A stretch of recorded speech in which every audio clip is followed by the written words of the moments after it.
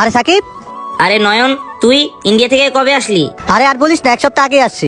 আরে বন্ধু, তুই বাইরে থেকে আইসা R15 নিয়ে নিস বন্ধু রে। আর বলিস না, কিছু টাকা জমাইছিলাম তো, অনেক শখ ছিল তাই কিনে ফেলাম গাড়িটা।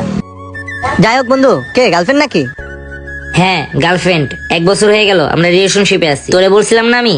হাই, হাই, আপনার নাম কি? আমার নাম চাঁদনি।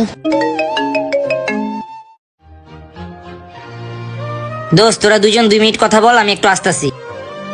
জানেন, আমিও এই R15 এর ক্রাশ।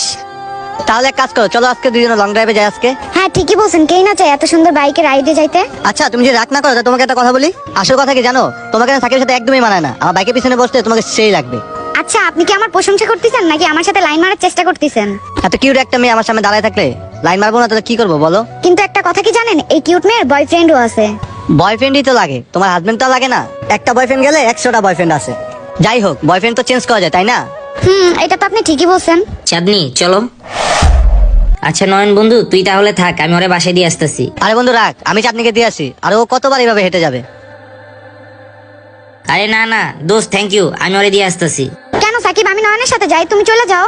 কি বলতেছো চাঁদনি? তুমি কি ওকে চিনো? চিনি না, চিনে নিব। প্রথমেও তো আমি তোমাকে চিনতাম না।